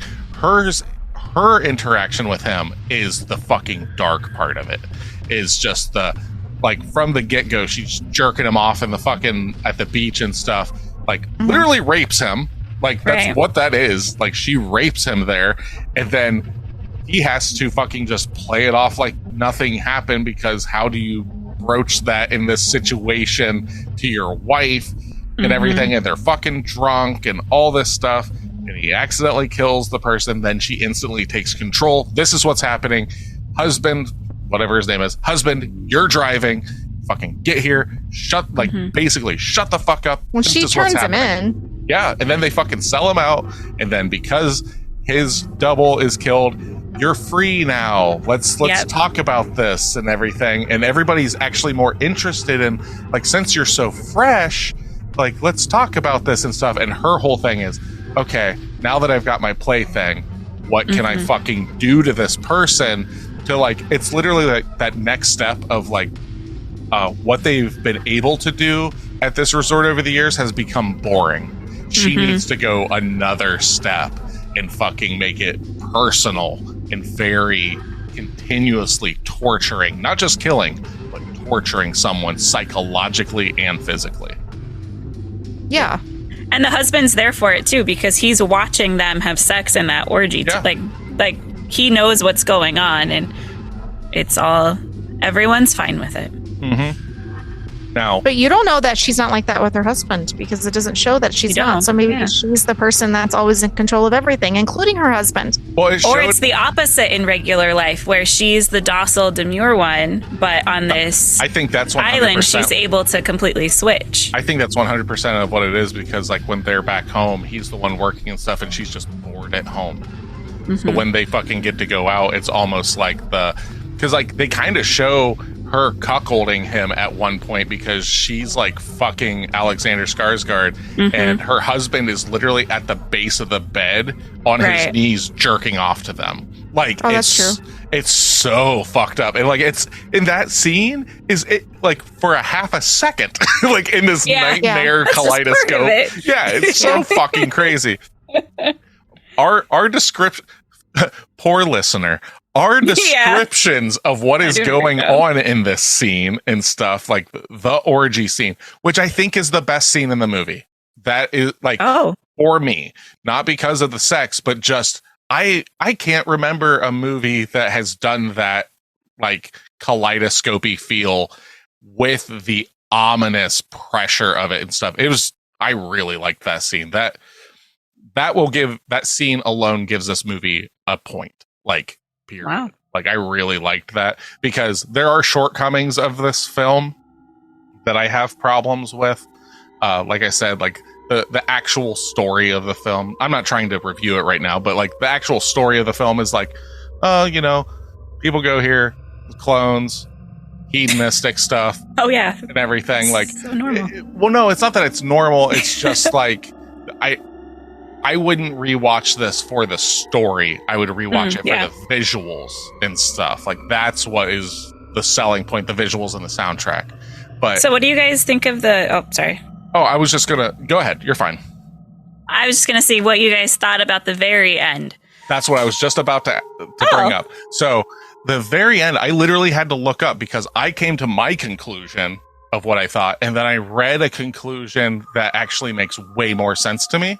So, I guess I can just kind of spill the beans with what I just thought. He was like broken and stayed, and that was it. What I read, though, was the amount of copies that you see in the film, the amount of urns that you see in the film don't equal a level number. The James that you see in the airport is busted up. The James you see at the resort in the rain isn't. Those are two separate people going. Now, whether the one that's busted up is the real one going home or a double, I don't know. I have a feeling that the original one stays and a double goes, which is the darker ending, which I think is the intended ending, but I don't know. But yeah, that's because I literally like watched it. I was like, so all this happens and he goes home. Oh wait, no, he doesn't get on the plane. He just goes back to the resort. Well, that's kind of a weird ending. Oh wait, like that's kind of how I thought it was. And then I ending of Infinity Pool explained and got on a Reddit forum where people were just like, I think this is what happened. I think this is what happened. There is no like, this is what happened. But I do like that explanation of it where the double goes home, he stays. And I thought a lot of that, but I didn't think he stayed because he was broken. I thought he stayed with the intent to continue on with the debauchery. Could be. Like he's completely given into this world now, so he stayed to continue on because like he's clearly not happy with his wife. Like that kind of ending to it. But yeah. Yeah.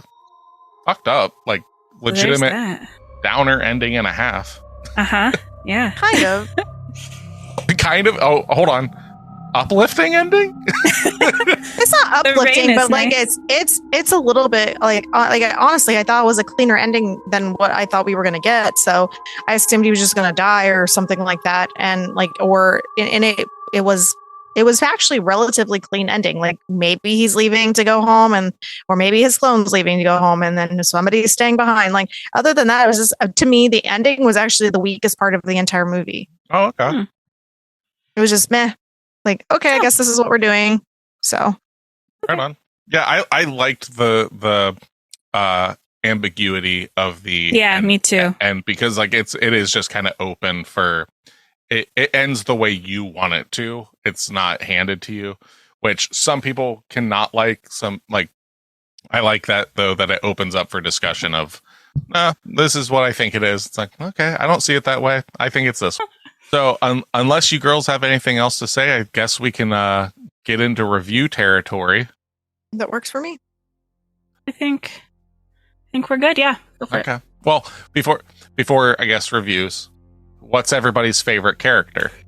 Oh yeah. Mia. Goth?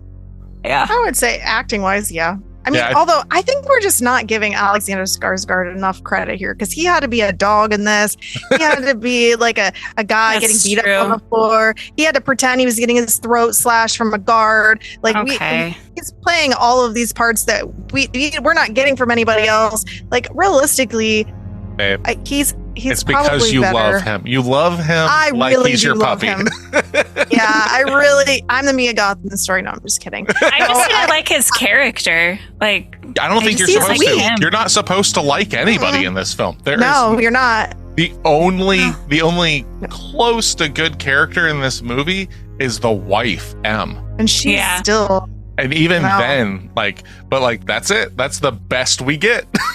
Yeah, and that's fair. Yeah, I mean, acting wise, I think what we're doing with the actors here is like what we said earlier is that like Mia Goth acts way above because she's like over exaggerated in her acting, and then he is very more subdued. But like if you're talking about like true acting and like ability and all of that, yeah, she does a lot of highs really well, but he has to play all the subtle parts and make it feel real, and like he's the like more innocent guy that's going to be doing the drugs as she's pushing them on him, and like he's the one like has to pretend he's getting a fucking hand job, like all of those things that you don't think about because it's so like under the radar and she's just so up here. I'm going to change my story. I think it's him because he really does have to act a lot. Like he's drunk and he has to like run out of the way of like a cop car, and like he's like fucking high and all fucked up, and like all of those things he has to do in this movie in so many different variances. And it's not just because I love him, because I do, but like I do think acting wise he does a way better job in this movie. To go back to just before I say mine, I do have a question for you, Steph. So, oh my God. your immersed love for Mr. Alexander Skarsgård, if they made a Queen of the Damned or a Interview with the Vampire and they made him Lestat, would that just be the greatest thing in your life, considering you love Lestat and then you love Alexander Skarsgård? But he already plays the amazing vampire of Eric Northman, and so he already fulfills that need. That's true. He's amazing. But he's not Lestat. I just want to meet him. No. Well, no, I like Lestat from Queen of the Damned. That's a totally different thing. But no, Eric Northman all day, every day. So and he's incredible as that. So, I mean, come on. I like him. I would say probably 90% of the movies that he's been in. So even like the smaller films, other than I don't think I've seen Melancholia or whatever it's called, whatever it is. I haven't seen that one, but I've seen quite a few movies he's been in. Yeah, so. He's always at the very least he's very serviceable. There are certain films that he's great in. I think he was all right in this. Like I think he did the job. There are certain qualities that he definitely does really well in this film. The beginning specifically, like the arrogance and stuff, he has that look that gives like weight to the arrogance. It's when he is breaking down and stuff, I feel that there probably could have been a better actor to do that. Possibly. Just in my, I don't have a single actor in mind. Mine is just, if that shit was fucking happening to someone, in my head, there is someone just screaming, losing their shit over it. And it just kind of comes off like, no, I'm not going to do it. You do it yourself. Just like, I would be fucking losing my shit. So like that could be a directorial, like this is how he wanted him to act and stuff. I don't have any idea on that. I don't either.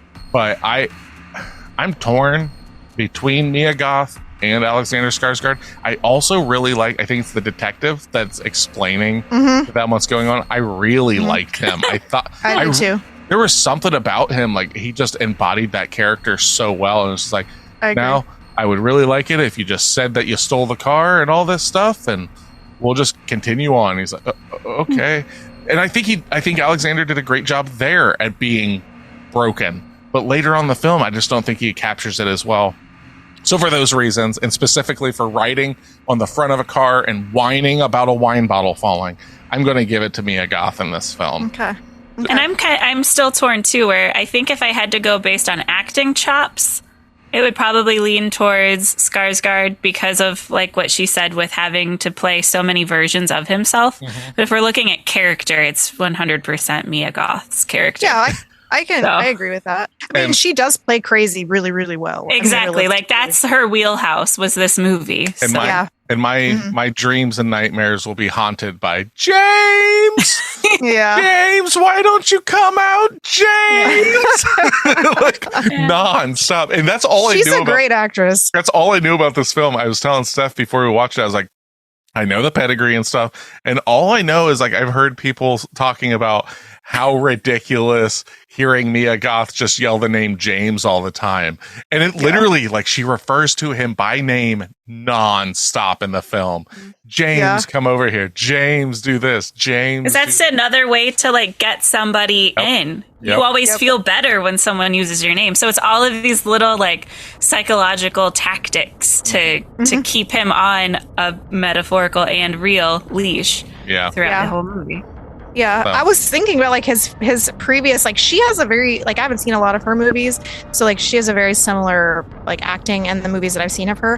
But like with Alexander Skarsgård, this movie is different than most of the movies I've seen of his, at least that I can recall, because he's usually the alpha male in most of the shows and movies he's in. He's very like, he's Tarzan. He's very like, the Northman.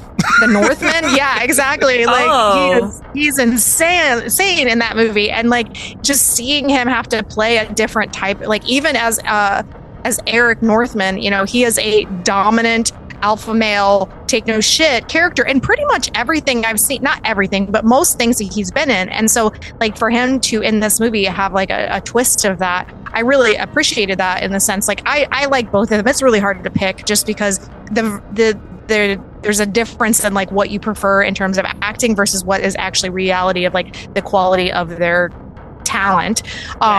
So I it's hard, but yeah, I mean, I have to look at like he's playing definitely a different character than what he usually does. Well, so and he came from the Northman to this film. Like, those were like back to back in a sense. That movie is insane. So like those are so wildly different, but also from very I would consider like visionary directors. Like Eggers, the guy that did The Northman, he's also the same guy that did The Witch and stuff like that. And like that movie gets real trippy at the end. And then to go from that to Brandon Cronenberg's fucking Infinity Pool, it's like, what the fuck, man? Like you went from being just a muscle-bound revenge machine to the most like stepped on person like I've seen in a movie in a long time. Yeah. You can see like in this movie, it's a lot of posturing, and then he gets broken down and broken down and broken down. And I still think that there's that part of him that has like that I want to be strong and I'm not going to bend, but then he just keeps getting beaten down. And I do think the alcohol and the drugs are helping like facilitate that. So like I said, the movie has a lot of layers. And like last night, I'm going to be honest, like when I watched after we ended this movie, I was like, I did not like this movie. I thought this was not very good.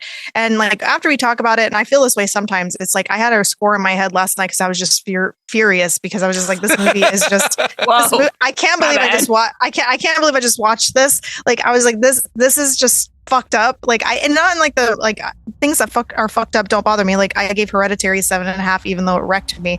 So like it's not like that, but it was just kind of like what did I watch? Why was this? You know, it Yeah, but as we talk about it, and you kind of like pull back the layers and like the understanding and the artistic abilities and all this other stuff, you have, I think, for me personally, especially in this case, a little bit more of appreciation for it, even though it didn't really resonate with me when we were necessarily finishing the movie, and I was just kind of like, really, this is how we're ending this movie?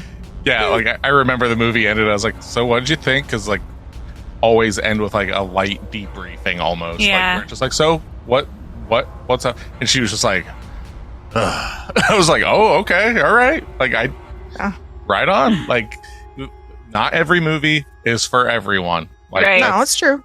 And It's true. And again, that's the reason that we are the three that do this podcast, because we don't agree on everything. We all have different likes and dislikes. So I'm pretty used to Steph not liking what I pick, so I it's mean, usually a surprise. like, if do she you like likes it. Hereditary? I Yeah, did that's what I'm like saying. Hereditary, yeah. But like, yeah, I have come There's to the others. terms that Mike Flanagan and I are not BFFs. I'm not worried about No, it. no. It's not, I know. It's not about that. I'm just like, I don't need swear. to be liked. No. But Whoa, watch out now. I don't need anybody. I don't need you to like it. I just need my doubles. Yeah. and my wall of urns. Right. But So weird. yeah. So that being said, let's get into our reviews. I'll just go. Okay, go ahead, Steph.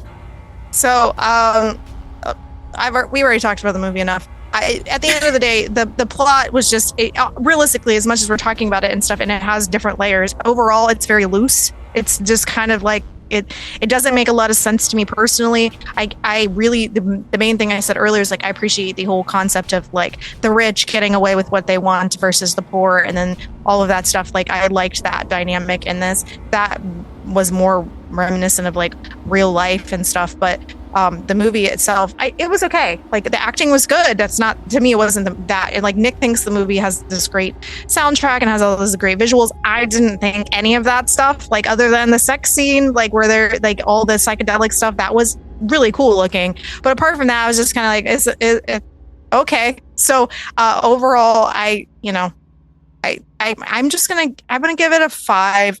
I was gonna give it less than that last night, but I'm like, this is a movie, like 5 is my cutoff of like, if I'll possibly watch it again, it has to be at least a 5. If it's less than that, I'm never fucking watching that movie again.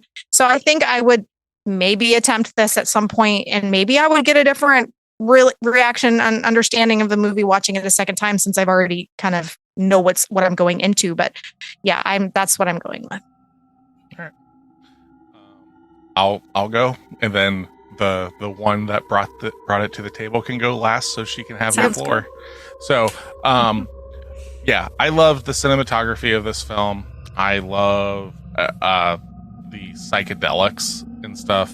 The soundtrack, I'm gonna have to look it up and stuff, because I really like the foreboding, ominous stuff. I want to find out who actually did it. I meant to look it up, didn't have time. Whatever. All of that stuff was like top tier to me, like 10 out of 10. Where the movie I feel lacks is the narrative. Not that I think it's poorly written or anything like that. I guess I wanted a little more. I guess I do like the nuances of like class and all of that, but at some point it was like right around the dog scene, I think, in the film, I was like, it can end now. Like it just felt like we were retreading we weren't getting anywhere new, like, because the car scene, like the bus and Mia Goth in the car and stuff, is like the apex of the film. Like you finally break through and find out what's going on, and then now we have some more stuff that we're gonna do, and it's just like so it feels like it's a little bloated in the last act. I think if we could have, realistically, if you cut the dog scene out, that whole scene or whatever, I think the movie's a lot better. Not that it's a bad scene. The fucking violence in it and everything is good. It's just, at the same time, did we need more of it? Because It was unnecessary. It's just we're getting at that point. I feel like we're, like I said, retreading. We're getting kind of more of the same. We already know that he's broken. We can't break him anymore, realistically. So that's like my biggest shortcoming for the film. I think it's greatly well acted, well shot, all that stuff. I'm giving this film, I believe. Let me think here. I'm teetering between two numbers, and I need to really weigh it. I think I am going to give Infinity Pool. I think I'm going to give it a 6.5. I am going to watch it again at some point. But like I said, I'm not going to watch it again for the narrative, the story and stuff. Yeah. Literally going to rewatch it for the visual aspects of it. Like, that is what this movie brings to the table for me. Cronenberg and his cinematographer, because it's the same cinematographer he had for Possessor, they can make some of the most horrifying nightmare pictures. Like, something that is just framed there. It's not that the scene is so scary. It's just, this is shit that you see in your nightmares that you can't explain. And for some reason, it's very unsettling. And I really like that. I would be very, very interested to see Cronenberg direct a film that someone else wrote the story to. Because he wrote Possessor and he wrote Infinity Pool. I would actually like to see him take on someone else's script and put his spin on it to see how that works. But yeah, so I'm giving it a 6.5. Okay. So I've watched this movie one other time. This is my second viewing. I actually liked it more the second time around. I'm not in it for a tight storyline. You guys know that. And I think that's why I probably like it more than you guys, because I didn't get caught up with some of the things that bothered you guys, because I watched it and it made, because it's a movie, because it's like in suspended, like it's not real, the place isn't even real, that gives a lot of creative license that I very easily fall into. Oh, well, it's this way because that's the way this place is. So yeah, that's never an issue for me, thankfully. Okay. Rules? So what there. Rules? Exactly. I'm in it.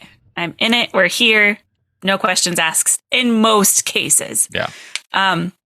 I really liked, like how Nick had mentioned, I really like that unsettling feel that you get from this movie. There are some bits where I'm glad to know it was supposed to be humorous, because I did get pulled out of the tension there for a little bit in some cases. Now that I know that that's the point, cool. Especially when James looks up when he's out of the infinity pool. That's just, like, it seemed very like 1960s like B movie horror, yes, right there. Very much so. Yeah. So that resonated. Yeah, I'll watch it again. I like it. I like mind-bendy movies that don't necessarily always need to make sense, but if they make me feel weird, then that's a win. Yeah, I can't think of anything else really. It was beautiful. The location was beautiful. I'm gonna give it a 7.5. All right. Okay. I'm sure so I missed something, but it's a passing grade, so we know that. Oh yeah. That end up is hold for math. It's a 63. Yeah. So I think more likely than not, you go into this film, you're going to have a bad time, but in a good way. Yeah. Right. More likely than not. Mileage may vary because this, again, I say it a million times, not every film is for everyone. So I guess I would, if I were to suggest this film to someone, I would do it with the preface that it's like, it's a fucking weird movie. Like, knowing that going into it makes it a little more palatable to somebody that is expecting even X. Like, if you saw X and then went into this because you know me, a goth, this is not X. This is fucking... No, X is amazing. Yeah. In comparison to this. So X but it is also has rooted in reality, and I think having that component adds a lot to a movie. Like knowing that this is not in reality, knowing that little tidbit is enough, I think, to let you know kind of where this could go. But I didn't take that from this movie, I guess. Like, I understand what you're saying, like, because it's not real, like all of that.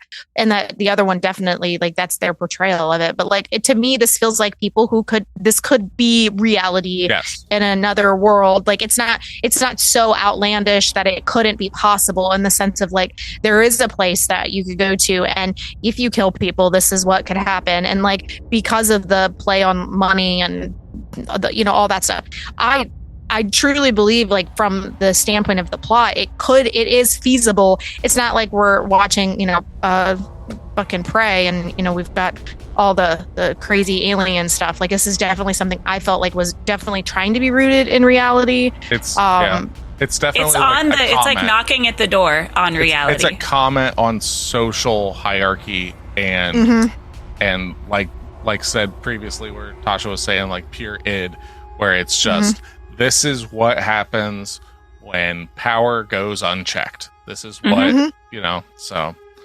it's very as sci-fi as it is. Really good sci-fi has its toe in reality. And this, I felt like this was in reality. I know it's the whole cloning concept, but like we're not so far removed from that possibility in the world. So like, I think that's the different aspect. We have the technology. Yeah. We are completely. I know, but I'm talking about in this aspect. Well, cloning someone in a day with all of their memories and all that stuff. Yeah. And it's just like you said, it's something that could happen in a different world. Like, that's the component of it. Like, it's the neighboring universe. Yeah. Where this is happening. Like that, like, it's so close, which then makes it all the more scary, unsettling. Right, because it's just there. This could be 110% believable in like 10 years. Like, yes. So here's something that's really interesting. I just popped into my head. So you've got those movies, The Purge, that had come out, where it's just like one night everybody gets to kill everybody and stuff. It kind of plays on the same thing, but this one has so much more social commentary to it, where that one like tries to be a little cerebral, but at the end of the day, it's just like, but what if this happened? Where this one is just like, it does make you think, whether it's good or bad. Like, that's not the point. The point is, it's a film that's going to visually shock you in some facet, and it's going to sit with you and make you go, well, why do I feel so dirty? And it's it's probably because it's somewhat relatable, like you were saying, Steph, where it's like, you can draw a line to the rich versus the poor, like, and it doesn't even try to hide that, like, that is there. But like, to really just dig and go, like, so how much of that is there? How, like, the whole movie, in my opinion, it's every little piece. And that's the part that I enjoyed about it the most, because regardless of how loose the plot is, the whole heckling of the poor guy and like using him as their toy and exploiting him essentially in this, and like and he's not technically poor, but he is. He's poor to survive.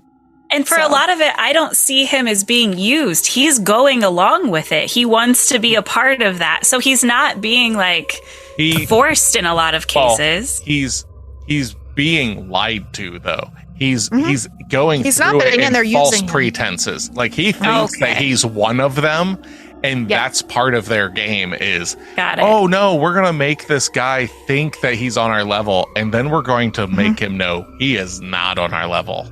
It reminds me of that scene where we bring in, is it Rhonda in the Trick or Treat movie, and all these kids are coming and she has the pumpkins, and then they start taking her and they want to take her down to the thing, and then they start heckling her and she falls and she hits her head. It's the exact same bullying scene concept for a whole movie. It's what it reminds me of. And it's like, and then I mean, in the end of the Trick or Treat, Rhonda gets the upper hand here, don't get me wrong, but like this, that's exactly what it feels like to me. Like, it's the same concept. It's like, she thinks that she's invited and that she's liked, and realistically is they're just using her, and that's kind of what they're doing in this. So. All right. So that's Infinity Pool. It's movie club time. Ba-da-ba-ba-da-bow. And Nick gets to get his picks in now again. Aw, we're back to Nick Pics. I know, Yeah. right? Coming in hot. Some I always hot. feel like I'm going to say it wrong. Yeah, I know. coming in hot. Some unwanted Nick pics. Ah, Yeah. I told it makes me go back. There's a TikTok that I saw where it's like, so I sent this guy a message that said it was a Snapchat that said enjoying my morning coffee, and I got a dick pic in return. And it's just like that. Yeah. Sorry, ladies. My name is Nicholas, and I will take it upon myself to apologize for all men. And the fact that us men think that our dicks matter. So it's not even like, they don't even look nice. It's not a photogenic body part in any form, but It's like- It definitely isn't photogenic. it's like if a thumb and a worm had a baby. it's always sad. It's always sad. It's always just Yeah. so sad. But It anyway, is. enough about Okay. dicks. Yeah. So the movie that we will be watching for homework next week is Silent Hill, the original Okay. Silent Hill film. We'll be watching. Now, the reason this movie was put on the list was because this month that we will be watching it, a new Silent Hill movie was supposed to come out. Okay. From what I'm seeing, it's gotten pushed back a bit. There is no date of release, but it does say Oh, wow. it does say 2024. What could Okay. have so then I read it could have been leaked that it was supposed to come out in April. It could have also been pushed back, but it went from being that it was supposed to come out like the end of April to it like the date being removed, so it could have been faulty information. Anyway, that's why we're watching this movie. Okay.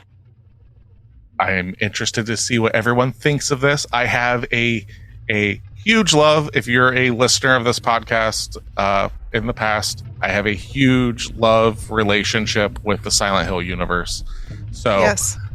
we will be watching this for homework. Okay. I believe the first one came out maybe like 2006.